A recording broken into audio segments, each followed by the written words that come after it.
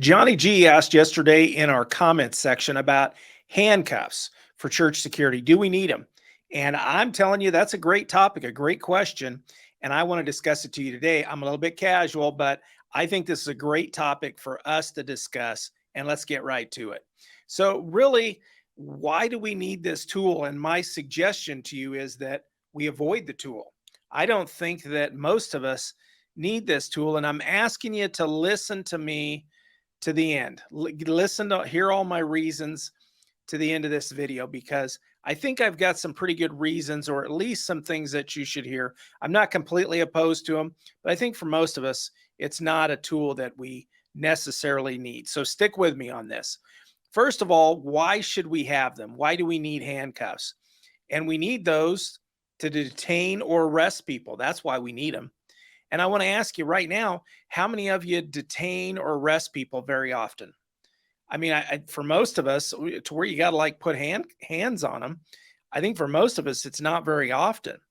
I think a lot of us are, using our verbal skills and we're de-escalating and we're just kind of hanging on to them or asking them to wait with us. And maybe we're not even telling them we're calling the police until all of a sudden the police arrive and we turn it over to them, which is great. Let them do all of this stuff and decide if somebody needs to be arrested or detained in this situation that we're having at our church. So it's very rare, I think, for most of us, but let's talk about that here coming up just a little bit more. Very rare for most of us. Why we should not have handcuffs. What's my reason in that? So first one, the biggest one, we need training. We need proper training on how to apply them. And this is very important. This could get you and your church into a lot of trouble, and even your team. You need to be able to apply them, and you need to be able to be trained on those. And it's not a matter of watching a video and being trained on those things. So failure to apply those things properly can permanently injure someone. It can cause all kinds of troubles to their wrists, to their arms, but even to their shoulders. So we got to pay attention to that. If they're too tight, if they're not double locked, we can have all kinds of wrist and arm injuries. And then there's shoulder injuries. If on some people, you might need to apply two of them. You may need to extend them. And so now if you're going to carry one set of handcuffs, do you need to carry a second set of handcuffs? And I would begin to say yes, because there's that option that if you get a big person like me and you're going to try to put their arms behind their back, you could end up dislocating a shoulder or breaking something if you're trying to pull some big arms and from some wide shoulders and put them together. So I would say you got to, now that you're carrying one, now you got to carry two, so that you can put them together in a looser, a little bit further apart fashion for somebody who's got those big shoulders. And then there's plenty of cases. Here's a big one. There's plenty of cases where people are dying that are under the influence or have mental health issues when handcuffs are applied. So that puts them into some kind of cardiac arrest and some kind of situation. And I don't even completely understand it, but you can look it up yourself, and it happens. And so that's a big thing that we don't want to take on. We don't want that liability of applying those things. When, don't forget, what I keep saying is we can just call the police, de-escalate, use our verbal skills, hold them down if we have to, hold an arm, or else just talk to them and not tell them the police are coming, and avoid this liability stuff that I'm talking about here. Avoid the issues for yourself and your church. We also, why is another reason why we should not have them, is my opinion. We need proper training on when to apply them.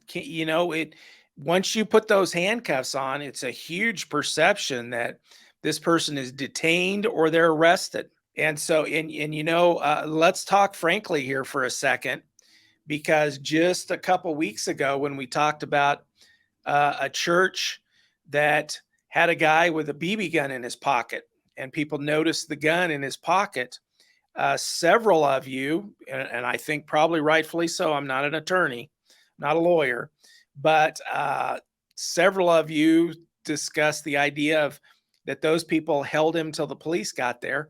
and they were detaining him, and that may not have been legal at that point because he hadn't actually committed a crime, even though there was suspicion of a crime. But there was lots of concern that he was detained. And I tend to maybe agree with you, even though I'm not that legal person. But now we're talking about throwing handcuffs on somebody when we shouldn't.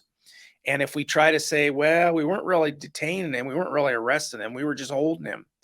Well, that's going to be hard to do or hard to say to the media if they're questioning you on it, the press, the courts, police, anybody, because of legal situations. It's going to be hard for you to say I wasn't detaining him or arresting him when you're putting handcuffs on him. There's the safety aspect, but that's still detaining somebody, even though you might be detaining them for some sort of safety reasons. You know why we should not have them? Another reason is we need to practice and we need regular use in applying these things. Because here's another situation for you to pay attention to is that people can resist this stuff and they can be used as weapons against you if you don't apply them correctly, and I would say fairly swiftly or quickly. We need those things to go on there, and we need to apply them quickly once it's time to hook somebody up or detain them or arrest them. If you're slow to put them on there, they can change their mind about cooperating and pull out of that. And now they have metal in their hands that they can strike you with or use against you. So, something else for us to think about as well. Maybe we can have them. And here's my thoughts. I mean, I think there is use for them, but I think that you better be trained to use them by an experienced trainer. I think that's the big deal. And I think that you should have practice using them. If you don't practice and you don't have good training, whether that's practicing in training or practicing as a training situation, or whether you're using them a lot, then I'm not sure that you should have them unless you're able to do this stuff. And then maybe we could have them. And if our church is in a high crime area. So if we have people every week or two or three that are coming in and we've got to ask them to leave and they're refusing, which could be for some of you that are downtown in some high population city and there's lots of crime, then yes, then I would tend to agree. But then you need training from an experienced professional trainer and you need practice using them. Then I could agree with possibly having them in the church security environment. And those, we're not talking about professionals and stuff. If you're hiring professional security officers that are trained and they're taking on a lot of this liability for you, if you are hiring them, they're licensed, bonded, all of that kind of insured. So they remove that liability if you're hiring a professional security officer, armed, uniformed, whatever that looks like, or you're hiring an off-duty police officer, or you have police in your area kind of thing. They take all of that liability. So to me, it's a different story than having them and having them equipped. Hey, that's a good thing at that point. But for us, just as volunteer security folks, this is a lot of liability, and handcuffs are a liability to you, your team, your security team, your church team, your church leaders. And we have to manage that liability. And that's why I say, I don't think most of us should have handcuffs. If we're managing that liability properly, we generally don't have the trainers to train regularly. You should be training at least once a year on handcuffing techniques. You should be practicing often and quite a bit, and probably a few hundred times. You should be practicing using those things to get used to them.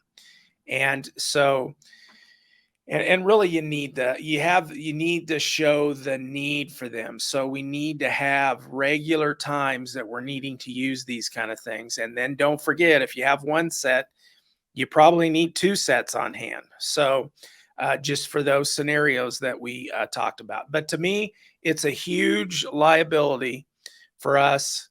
It's a huge liability for our churches. And I would just recommend that you think clearly if you're leading a team, or if you're just asking the question, or you think it would be cool to carry handcuffs, or all you're thinking about is having those in case you need to arrest somebody, think about the liabilities. I encourage you to think about those liabilities. I encourage you to think about, do you really need them? Or can you just use verbal skills and wait for the police to show up, or be sneaky and not tell them that you're calling the police, whatever that looks like. And I think a lot of us can do a lot of that. If we need to hold somebody down, we can get a couple people and hold them down until the police get there. And that way we don't have that added liability. Thanks for watching. I hope you'll like and subscribe to this channel to stay in contact, get in touch with our community, leave a comment down below. It's just so great for us all to share different perspectives. And then take a look at this video right here. I think this is a great one for you to watch next to add to your knowledge in church security.